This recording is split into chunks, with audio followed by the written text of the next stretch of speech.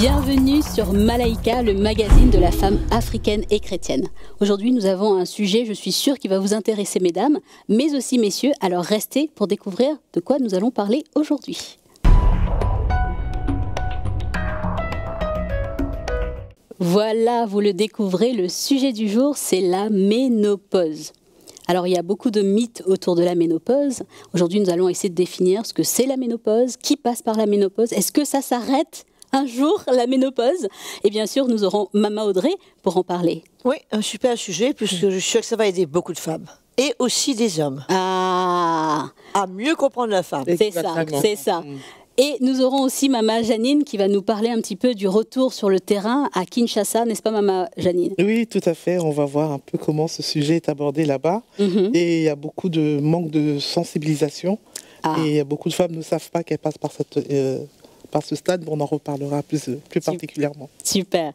Et nous avons Magali qui va nous définir un petit peu le sujet Là, aussi. je vais définir le terme. Bon, je sais que le docteur Damien le fera beaucoup mieux que moi, mais quand même, j'ai fait quelques recherches et puis un peu de contexte comme d'habitude. Comme d'habitude, exactement. Merci beaucoup Magali. Et nous avons Mama Audrey, le docteur de Malaika, docteur Damien, qui est avec nous aujourd'hui pour parler de ménopause. Effectivement, un sujet assez particulier. Il faut absolument avoir le docteur Damien dans chaque saison. On trouve moyen de caser le médecin Malaika. C'est le docteur de Malaika maintenant. Hein. Et c'est un plaisir de venir à chaque fois. Ah, merci, merci. Nous avons quelques questions brûlantes au sujet de la ménopause. Les préférés. Donc voilà, vous le voyez, aujourd'hui nous parlons ménopause. Et bien sûr, nous allons essayer de voir comment est-ce qu'on peut gérer cette ménopause. Est-ce qu'on peut l'anticiper? Est-ce qu'il y a des moyens pratiques? L'alimentation, le sport, je ne sais pas. On va découvrir tout cela dans un moment, mais avant tout, nous allons passer à la rubrique de Mag.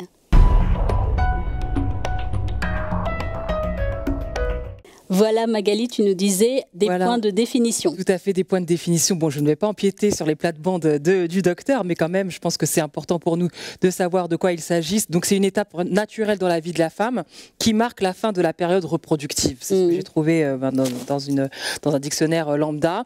Alors c'est une période qui survient généralement à partir de 40 ans et se manifeste par l'arrêt des règles accompagné de nombreux changements hormonaux. Donc bref, en gros, c'est le début des problèmes. Alors ça peut s'accompagner de symptômes physiques, donc ça peut être chaleur, sueur nocturne, on en parlera plus amplement tout à l'heure, et psychologique évidemment, tout ce qui est anxiété, tristesse, perte de confiance pour beaucoup de femmes. Alors en Afrique, comme le disait à juste titre dans son introduction Mama Janine, la ménopause ça reste un sujet vraiment très peu abordé, Maman André, souvent mal compris également, et encore entouré de silence ou de jugement. On ne sait pas trop ce qui se passe, on ne sait pas ce que la femme est là, et personne ne sait vraiment. Voilà. Qu'est-ce qui se passe? Alors, selon une étude d'ailleurs que j'ai lue, menée par la Menopause Society of South Africa, en Afrique du Sud, près de 70% des femmes africaines qui ont été interrogées par cet institut de sondage disent ne pas avoir été préparées à cette ménopause et n'avoir reçu aucune information médicale ou spirituelle à ce sujet. Alors, c'est vrai que c'est compliqué quand même pour l'Église de faire ce rôle de sensibilisation, mais au moins les médecins pour parler un petit peu de cette étape. Et ce que j'ai pu lire également, c'est que dans certains contextes culturels en Afrique, la ménopause est perçue comme la fin de la féminité. Ce qui est pourtant, je pense que le docteur Damien nous le dira, ce n'est pas forcément ça, ou c'est comme une période de dévalorisation de la femme. Alors pourquoi c'est un vrai sujet pour la femme africaine, Nadège? Eh bien parce que physiquement et émotionnellement, la ménopause peut affecter le sommeil, l'humeur, le moral. Souvent, ces femmes ne sont pas au courant de ce qui se passe. Spirituellement aussi, c'est une période de retrait pour certaines femmes. Moi, j'ai lu dans des articles qu'il y avait des femmes qui étaient ménopausées qui se disaient elles sont en retrait à l'église, elles ne veulent plus trop servir le Seigneur. C'est une période où elles se sentent vraiment vulnérables. Et elles n'arrivent plus vraiment à prendre leur place dans l'église. Dans le couple également, on peut observer des changements hormonaux qui peuvent créer des tensions. Les maris qui ne comprennent pas ce qui se passe, donc il y a une baisse de libido, mais ils ne comprennent pas, mais ils mettent quand même la pression. En tout cas, c'est ce que j'ai pu lire. Et donc il y a un éloignement affectif, sexuel, et surtout le dialogue est rompu. Et dans la société, une femme ménopausée est parfois perçue aussi comme étant trop âgée. Donc moins utile, voire invisible. En tout cas, c'est ce que j'ai lu dans certains articles dans des magazines féminins en Afrique. Alors, conséquence de si le sujet n'est pas traité, eh bien, il y a des femmes qui souffrent en silence, malheureusement, et avec des douleurs physiques et émotionnelles qu'elles n'osent pas partager. Vous avez des malentendus dans le couple, ça c'est ce qui est revenu le plus souvent dans ce que j'ai pu lire, où l'époux pense que sa femme a changé sans comprendre pourquoi. Donc du coup, lui, il va voir ailleurs parce qu'il ne comprend pas ce qui se passe avec sa femme. Une perte de confiance pour ces femmes, parce que certaines se sentent moins femmes et donc moins séduisantes, aimées ou utiles. Et puis il y en a aussi qui prennent énormément de poids, donc elles se sentent beaucoup moins en confiance. Et enfin, comme je l'ai dit tout à l'heure, eh bien, il y a ce retrait spirituel où certaines cessent de s'engager totalement, même Maman Audrey à l'église, pensant que leur saison est passée et donc elles se sentent vraiment inutiles. Donc c'est pas très réjouissant, mais je compte sur le docteur Damien pour vous encourager les femmes qui sont opposées et emmener un peu de lumière dans tout cela. Exactement, parce que je pense qu'il y a quand même des bonnes choses, on espère, avec la création de Dieu, parce que finalement, le corps de la femme, c'est une très belle création de Dieu. N'est-ce pas? N'est-ce pas? Maman Janine, alors, à Kinshasa, comment est-ce que la ménopause est vécue par nos femmes, nos sœurs africaines? Alors, à Kinshasa, Nadège, il faut savoir que la ménopause, les femmes le vivent de façon un peu différente. C'est tellement complexe d'une femme à l'autre. Les symptômes vont varier. Certaines, on le disait en antenne tout à l'heure, certaines femmes vont presque être asymptomatiques et d'autres, ça va être vraiment le chaos, le bouleversement total. Mais en règle générale, la plupart des femmes ménopausées se retrouvent seules face à un corps, Maman Audrey, qu'elles ne comprennent plus, qu'elles ne maîtrisent plus. Et ça va susciter de l'anxiété. Et je ne sais pas si... du découragement même. Oui, et du découragement, parce qu'elles vont être seules face à ce problème-là, et parfois elles vont voir des médecins, mais même au niveau de la médecine, elles ne vont pas forcément trouver des réponses. Il y a beaucoup de femmes, Nadège, qui m'ont dit, c'est en parlant avec les sœurs, en expliquant un peu mes sueurs froides, mes insomnies, mon irritabilité, que les femmes, mais t'inquiète pas, non, ça c'est la ménopause. C'est comme ça que la... C'est quoi ça? Non, mais toi tu es en train de faire la périménopause. Donc c'est vraiment par d'autres femmes qu'elles ont appris cela, alors que... C'est une bonne façon. C'est une bonne façon, mais je pense quand même que c'est un problème qui relève de la santé publique et qui devrait y avoir certainement plus de communication, de sensibilisation pour prévenir les femmes par rapport à cette étape de leur vie qui est cruciale, qui est déterminante. Donc il y a une femme, quelque part, Maman Audrey, elle a fait une association au Congo et elle sillonne les provinces et les contrées un peu reculées pour parler, pour communiquer, sensibiliser les femmes par rapport à ça, et elle leur demande de venir avec leur mari. Et ça permet donc justement aux femmes non seulement d'être sensibilisées, de comprendre, donc de prendre un peu de recul par rapport à toute cette situation qui peut l'arriver, et aux maris de pouvoir comprendre aussi que certainement que c'est lié à ça, et de pouvoir relativiser aussi dans le couple, parce que ça peut être source de conflit. Alors, nous avons dressé un premier portrait, et j'aimerais commencer les offensives avec la première question, docteur Damien. Déjà, est-ce que la ménopause est une fatalité pour une femme? Alors, c'est une excellente question. Il faut savoir que la ménopause, c'est un processus naturel. Et ça, Magali l'a très bien expliqué. Ça veut dire que c'est normal pour une femme, si elle arrive à un certain âge, de vivre une ménopause. Donc, toutes les femmes qui vivront assez longtemps auront une ménopause.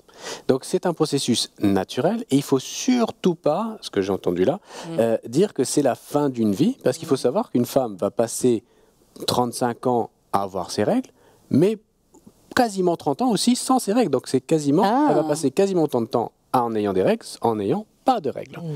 Et donc, c'est quand même un processus normal qui a des symptômes, bien sûr, mais il y a évidemment plein de solutions et plein d'options à proposer. Et bien sûr, comme on le disait tout à l'heure, chaque femme est différente. Et donc, chaque femme va le vivre différemment. Mais bien sûr, le plus important, c'est d'en parler.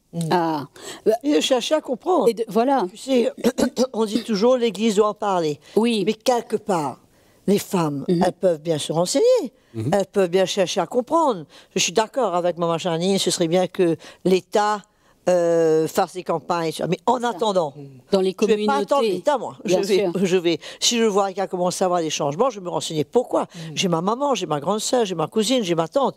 Je vais prendre des renseignements. Mais de rester dans l'ignorance ne va jamais aider. Mais dans le sens de ta question, je comprends ce que tu veux dire. Oui. C'est pas une fatalité en soi, mais pour beaucoup de femmes, c'est une fatalité. C'est ça, c'est ça. Puisque c'est inévitable, il faut passer par là, et c'est un signe que ça veut dire qu'elles ont passé un cap de leur vie, elles auraient préféré que ce soit autrement, mais c'est comme ça, c'est incontournable. Mais il ne faut pas le prendre de cette façon, puisque comme tu expliques, ça fait partie de la vie, et les femmes, il y a beaucoup de femmes qui sont heureuses de plus avoir leurs règles. Hein. C'est un. Ah oui, ça c'est la bonne nouvelle. C'est une prime. Hein. C'est un bonheur. C'est du pur bonheur. Hein. Alors, surtout celles qui vivent avec l'endométriose ou qui vivent avec des douleurs de règles épouvantables chaque mois. C'est la crucifixion, hein, c'est terrible. Et de se dire, c'est fini ça. Ben, c'est bon, ça, si on coche ce carré, c'est bon. Mais d'un autre côté, il y a autre chose, et c'est pas toujours le cas. Parce que moi, j'ai fait ma ménopause, j'ai jamais eu de beaucoup de chaleur, j'ai jamais eu de problème, c'est passé naturellement, et je sais que c'est le cas de beaucoup de femmes comme ça. Par contre, je connais d'autres qui ont dégusté, quoi, qui ça fait 5 ans qu'elles ne dorment pas la nuit, chair froide, bouffées de chaleur. Et elles sont aussi fatiguées que la mari. Ah là là. On lève le drap, on remet le drap, on sort du lit, on se change. C'est plus des nuits paisibles. C'est des nuits compliquées. Mais j'espère que Dr Damien peut nous dire s'il y a des médicaments à prendre et qui peut quand même aider à mieux vivre la ménopause. Alors bien sûr, c'est la bonne nouvelle, c'est qu'il y a des traitements pour justement la ménopause. Alors quels que soient les symptômes qu'on a avec la ménopause. Par exemple, pour les bouffées de chaleur, qu'on appelle aussi les troubles climatériques, on sait que c'est lié avec cette carence en œstrogène. Il suffit juste de donner... De compléter un peu d'œstrogène pendant la période, on va dire, de ménopause. Alors, il faut bien savoir que la ménopause, elle a une durée très variable. Ça peut durer en moyenne 5 ans, mais ça peut durer 15 ans, 20 ans, mon Dieu, 30 ans. Ah oui. Donc, bien sûr, je ne suis pas là pour vous donner que des mauvaises nouvelles, même si ça dure plus longtemps, on peut les traiter, ces troubles climatériques. Ça ne marche pas toujours seulement. Alors, ça marche dans une très grande majorité des cas, et même si ça venait à ne pas marcher, il y a d'autres traitements qui sont faisables. Après, bien sûr, il faut toujours respecter les contre-indications aux hormones ou aux traitements hormonaux. Bien sûr. Donc, il faut évidemment que ce soit piloté par un médecin qui s'y connaît en traitements hormonaux ou en traitement hormonal substitutif. Donc, comme je disais, il n'y a pas que les troubles climatériques. Il y a aussi évidemment les sécheresses vaginales, il y a les troubles de l'humeur, et surtout, il faut vraiment faire comprendre aux femmes, quand elles ont un trouble de l'humeur, elles se disent « Ah, c'est ma ménopause, c'est pas grave ». Non. Ça veut dire que c'est un trouble de l'humeur quand même. Même si c'est lié à un processus naturel, il faut quand même le prendre en charge et le traiter si besoin. Bon, là, tu parles de quelque chose d'assez délicat. Tu parles de sécheresse vaginale. Oui. Je vois difficilement les femmes aller parler de ce problème dans leur vie. Alors, bien au contraire, moi, elles viennent m'en parler. Oui, peut-être le médecin. C'est ça. Aller parler aux sœurs, tout le monde n'est pas libre de parler de ça. Bien sûr. Conseils, c'est quand même assez privé et assez délicat. C'est dur des femmes africaines de parler de sécheresse vaginale à leur médecin, même parfois. Parfois, moi, je mets les pieds dans le plat et je pose la question au niveau rapport sexuel, est-ce que vous avez des douleurs ? Et donc, évidemment, elles vont me dire, ah oui, effectivement, mais est-ce que c'est souvent lié avec une sécheresse, parce qu'on va avoir des douleurs pour d'autres choses. Est-ce que c'est lié à une sécheresse vaginale? Et on ouvre le dialogue. Il faut savoir qu'on peut traiter. Il y a des solutions.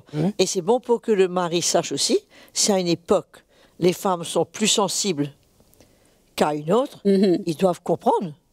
Et chercher ensemble une solution, et de rien imposer. Ça, il faut en parler. Qu'est-ce que tu disais? Alors justement, j'allais y venir, mais moi, avant qu'on arrive à cette question, parce qu'on parle de ce qui peut affecter la relation du mari avec la femme, comme la sécheresse vaginale, on parlait aussi des troubles d'humeur. Est-ce que la ménopause peut aussi conduire à affecter la santé mentale de la femme? Et du coup, on en parle pour que le mari aussi soit vigilant, un peu plus vigilant à ce moment-là. Et comment on peut détecter que là, ma santé mentale est affectée par la ménopause? Alors, c'est une très très bonne remarque. Il faut savoir qu'à l'arrivée de la ménopause et pendant la ménopause, on a une recrudescence de cas de dépression chez les femmes. Donc, bien sûr que ça affecte la santé mentale et c'est une maladie, la dépression. Donc là, la ménopause peut engendrer une maladie secondaire qui, du coup, il faut traiter. Bien sûr, il faut la traiter. Après, au niveau même du couple, et là, j'aimerais m'adresser à tous les maris, donc si vous m'écoutez, c'est bien, le moment de la ménopause est aussi un moment aussi pour se redécouvrir son couple. Parce que si la femme a des douleurs ou des sécheresses vaginales, c'est peut-être une très bonne occasion de redécouvrir sa sexualité avec son mari. Et ça ne veut pas dire que c'est un arrêt de la sexualité, pas du tout, mais peut-être une approche un peu différente et bien sûr avec énormément de compréhension et de partage. Parce que ce qui est bien quand on est arrivé à l'âge de la ménopause, c'est qu'on connaît quand même bien son corps. Et donc, on connaît aussi bien son partenaire. Donc, si on a une bonne entente et une bonne écoute, on peut redécouvrir plein de nouvelles choses. Et parfois, ça demande un peu plus de lubrifiant, par exemple, ou ça demande un peu plus de temps, ou des positions un peu différentes. Finalement, ça revient à la communication. Mama Audrey, quand on regarde ça, ces femmes, pour qu'elles puissent recevoir de l'aide, ou alors que le mari qui puisse comprendre la situation, il faut en parler. Il faut en parler, parce que sinon on reste fermé dans une boîte, et là ça ne fait que se compliquer. Mais moi, ce que j'aimerais aussi dire aux maris, qu'il n'y a pas que cette sécheresse, il y a la fragilité et la sensibilité subite de la femme. Auparavant, ils disaient X, il n'y avait pas de réaction. Maintenant, ils disent moins que X. Elle est hypersensible. Et ça pleure, et ça prend ça mal. Et il faut comprendre que c'est normal, que ça fait partie de cette... Et que eux, ils peuvent soit compliquer, ou ils peuvent faciliter, aider, être en soutien. Et c'est en ce moment précis, votre femme a besoin de vous. Bien sûr. Que vous puissiez la comprendre, que vous puissiez... je pense, je le dis tout à haute voix, je pense que, on va dire qu'une femme craint qu'elle a le cancer. Mais à l'époque de la ménopause, ça va être une idée fixe. Elle va penser...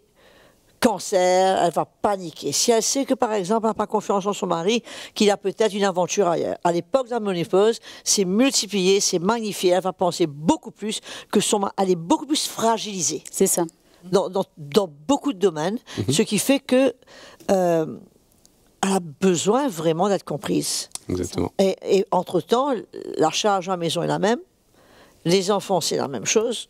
Le travail, c'est la même chose. Les engagements de l'Église, c'est pareil. Il n'y a rien qui a changé. Tout autour n'a rien changé. C'est elle qui maintenant est différente dans tout ça. Et c'est très important qu'il y ait un peu de miséricorde, un peu de patience, un peu de compréhension de la part des enfants, du mari, pour l'aider à traverser ce moment le mieux possible. Exactement. D'autant plus qu'on disait en préparant l'émission que souvent la ménopause survient à des moments où les enfants sont grands, ils partent de la maison. Parfois, c'est le couple qui rentre dans une nouvelle étape de leur relation. Il y a beaucoup de choses qui changent. Les parents de ce couple sont peut-être en train de décéder. Donc, il y a beaucoup de variations à ce moment-là dans la vie du couple. Et donc, ils ont besoin encore plus d'accompagnement. Surtout la femme. Surtout, oui, c'est ça. Et surtout que l'entourage, même la famille, puisse comprendre et entourer ce couple-là. Exactement. Et il faut savoir que, exactement, comme disait Mme Audrey, c'est que quand il y a des angoisses qui étaient là déjà avant, pendant la ménopause, il y a un risque que ces angoisses soient multipliées. Parce qu'il y a un peu plus d'anxiété pendant la ménopause, il y a aussi plus on va dire, de fatigabilité mentale. Mais c'est vrai que le côté mental est extrêmement important, mais aussi le côté physique. Attention, pendant la ménopause, on a augmenté aussi le risque de ostéoporose, donc les os deviennent plus fragiles. Il y a quand même aussi une augmentation de risque de fracture, et donc tout ça, c'est aussi à prendre en compte. Donc oui, c'est un processus naturel. Alors, il peut y avoir même des variations physiques. Alors, rassurez-vous, mesdames, c'est pas irréversible. Ah oui, c'est ça. Va avoir une variation physique, et en plus, ce n'est pas irréversible. Parce que souvent, quand on parle de ménopause et que les femmes prennent du poids, on entend souvent, ben voilà, c'est fini. Ça y est, j'ai pris mon poids et jusqu'à ma mort, je vais rester dans le même poids. Docteur Damien, est-ce que la ménopause aurait une incidence spéciale sur les diabétiques, par exemple? Alors, très très bonne question. Alors en plus, diabète, j'aime beaucoup ce domaine-là. on sait que à la ménopause, avec les variations hormonales et avec la variation du stress, on peut avoir un petit pic d'aggravation du diabète. On peut même devenir diabétique. On peut même ça peut développer même le diabète. déclencher. Oui, intéressant. C'est quelque chose à veiller, à observer. Bien sûr. Et c'est pour ça que ça doit être accompagné. Donc, comme je disais, même si c'est un processus naturel, il faut consulter son médecin pour en discuter et mettre en place des thérapeutiques nécessaires. Et c'est là le plus important, c'est qu'une femme a besoin d'être écoutée, mais elle a surtout besoin d'être entendue. Amen, docteur. Et donc, si jamais le médecin n'a pas entendu le problème, il faut ne pas hésiter à lui répéter. En lui disant, non mais docteur, moi ce qui m'embête, c'est ça. Et j'ai pas eu ma réponse. Exactement. Et ne pas hésiter à insister sur un point. Et en plus, la prise de poids, elle est très souvent quand même réversible avec le sport. J'ai la chance de pratiquer encore du sport avec des personnes de mon âge, donc j'ai plus de 40 ans. Et effectivement, il y a plein de sportives qui ont plus de 50 ans et qui ont un corps tout à fait de sportif. Et il n'y a aucun problème avec ça. Généralement, dans la vie de tous les jours, bien souvent, les femmes, elles sont mariées, elles s'émincent comme ça. Après, elles se sont laissées aller. On a eu un enfant, on a eu le deuxième, on a eu le troisième, on a pris 1 kilo par mois, et avant qu'on réalise, on a déjà pris 20 kilos, et à peine arrivé dans cette phase, c'est ça. On voit maintenant que dans ce moment, maintenant la ménopause arrive. Maintenant, c'est encore plus compliqué de pouvoir retrouver sa taille de guêpe et son poids de 25 ans. C'est pour ça que c'est un moment d'encourager les femmes de ne pas se laisser aller. Sinon, à l'époque de la ménopause, c'est pratiquement irréversible. Bien sûr. Alors, et c'est ça qui est important, c'est que pendant la grossesse, bon, c'est vrai que les femmes prennent du poids, mais parfois les maris prennent aussi du poids. Il y a ce qu'on appelle la coupade. c'est ça. Ah ouais, attention les gars, on peut prendre beaucoup de poids. Ça m'est arrivé. Donc, du coup, le sport, c'est indispensable d'en pratiquer. C'est vrai que souvent, les médecins ont dit, faites du sport, c'est bon pour votre santé. Mais vous ne réalisez peut-être pas à quel point c'est indispensable pour maintenir une bonne santé, même plus tard. Donc, le sport, c'est pas à la ménopause qu'il faut commencer, c'est bien avant. Donc, même pendant la grossesse, on peut continuer à faire du sport le premier trimestre. Et même après la grossesse, se remettre au sport, c'est très important pour garder une certaine force musculaire. Un tonus. Et un tonus musculaire qui va aider, bien sûr, à la ménopause. Ça devient un style de vie, finalement. Exactement. Et moi, docteur Hamel, sorry, excuse-moi. Vas-y. Dernière petite question par rapport à la santé mentale. Pour les personnes qui sont ménopausées, qui sont en dépression, est-ce que c'est un médecin qu'elle doit voir ou plutôt un psychologue Parce que c'est pas la même chose, une dépression. Ouais. Alors c'est extrêmement intéressant comme question parce que le plus important, c'est d'avoir quelqu'un qui écoute. C'est ça. Si c'est votre médecin, c'est votre médecin. Si c'est un psychologue, c'est un psychologue. Mais c'est vrai que moi, souvent, la question que je pose à mes patientes, quand elles me disent, par exemple, j'ai des bouffées de chaleur, etc., évidemment, il n'y a pas 10 000 diagnostics pour les bouffées de chaleur. Donc, évidemment, si c'est une ménopause, je vais aussi approfondir quelques questions. Et bien souvent, je vais poser la question, et moralement, est-ce que ça va ? Et si elles me disent, pas du tout, on enclenche, parce que là, du coup, les troubles climatériques deviendront moins urgents à traiter que le trouble moral. Docteur Damien, une autre question. On sait qu'aujourd'hui, auparavant, les diabétiques commençaient à le devenir à 40 ans. Aujourd'hui, on voit les diabétiques qui commencent à le devenir à 20 ans, au moins 15 ans. Est-ce que c'est le cas pour les ménopauses aussi? Est-ce que dans certains cas, il y a des gens qui ont eu une ménopause très prématurée? Ça peut exister. Oui. Alors, on peut développer une ménopause quasiment à n'importe quel âge. Mais on parlera de ménopause précoce, avant 40 ans. C'est ça. C'est vrai on peut parler de 25 ans? Alors oui, il y a des femmes qui développent une ménopause à 25 ans. Mais après, là, c'est souvent lié à d'autres problèmes médicaux. Mais là, on voit que l'âge de la ménopause reste quand même assez stable depuis pas mal de décennies. Mais on voit quand même qu'il y a plus en plus de troubles endocriniens plus précoces, que ce soit le diabète, que ce soit le syndrome des ovaires polykystiques, etc. Alors, évidemment, il y a plein de causes à ça, soit l'alimentation, les perturbateurs endocriniens, le surpoids, évidemment. Et donc, mais l'âge de la ménopause reste quand même assez stable. Moi, j'ai une question pour l'aspect spirituel. On se bat pour les questions. Oui. J'aimerais, moi, poser la question à Mama Audrey pour l'aspect spirituel, parce qu'on entendait dans la rubrique de Magali que c'était aussi une phase où les femmes se laissaient un petit peu, entre guillemets, se mettaient en recul par rapport au service du Seigneur, en se disant, bah, ça y est, je suis arrivée au stade où je ne suis plus utile, dans un sens, où j'ai différents problèmes. Comment la femme devrait vivre ce moment spirituellement? Ça, absolument au contraire. Elle devrait se donner davantage au service du Seigneur pour ne pas être concentrée sur elle-même et ne pas être centrée sur ses petits problèmes et ses ennuis, et qu'elle doit pouvoir servir le Seigneur librement et plus que jamais. Bon, si à un moment donné, elle a des malaises ou elle a des sueurs froides, ça s'arrête un moment, le temps de passer sa sueur froide, et elle continue. Mais il n'y a pas de raison, le Seigneur ne nous met pas de côté, ne met pas une croix sur nous, puisqu'on est en ménopause. Pas du tout, au contraire.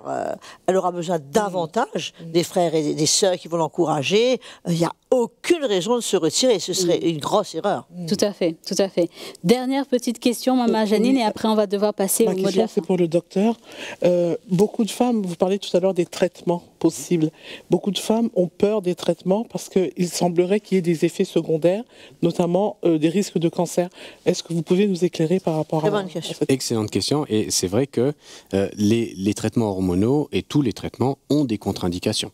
Alors, j'avais un professeur de pharmacologie qui m'avait dit, Damien, si ton traitement n'a pas d'effet secondaire, c'est qu'il n'a pas d'effet. Donc forcément, tout médicament a des effets secondaires. Et donc tout médicament doit être prescrit par un professionnel de santé et qui devra évaluer le risque et le bénéfice du traitement. Bien sûr qu'il y a eu énormément de papiers qui avaient dit que les traitements hormonaux donnaient des cancers, mais malheureusement ces papiers étaient des papiers américains qui étaient sur des protocoles d'hormones américaines qui n'étaient pas les hormones qu'on utilisait nous par exemple en France quand j'ai fait mes études, et ce ne sont pas les hormones qu'on prescrit de nos jours.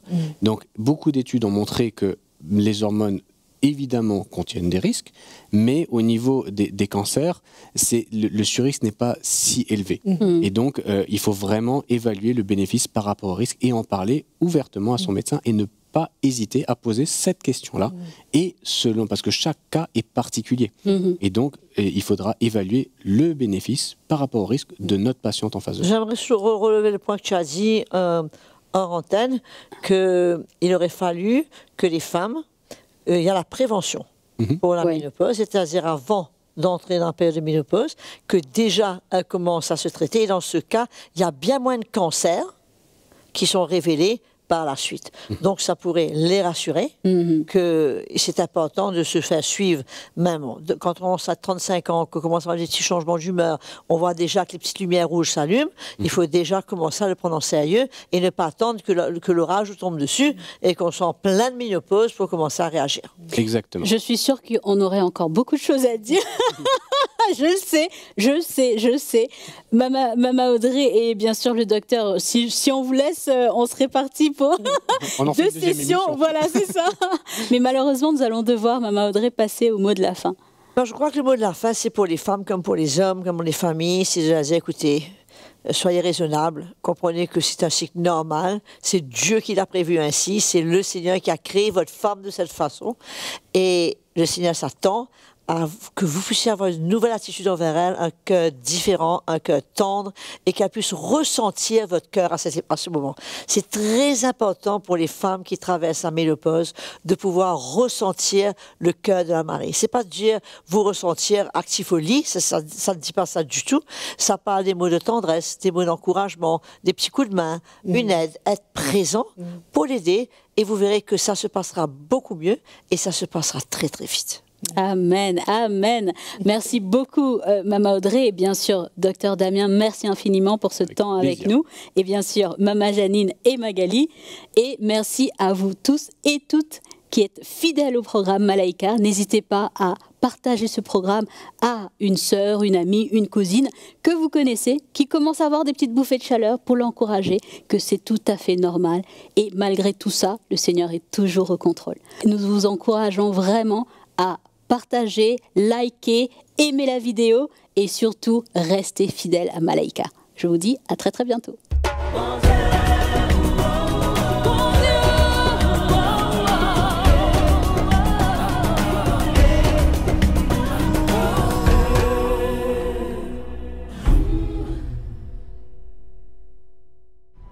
Merci beaucoup d'avoir été fidèles jusqu'au bout et nous voulons vous demander un dernier service. Si vous avez été béni par ce programme, nous vous invitons vraiment à le partager autour de vous. Et vous savez comment ce programme peut atteindre toutes les personnes qui sont autour de vous avec un seul clic. Alors nous vous invitons vraiment à liker, à partager et aussi à connecter sur tous les réseaux, toutes les plateformes de Malaika pour être bien sûr les premiers informés des prochaines parutions de Malaika. Nous vous disons à très bientôt.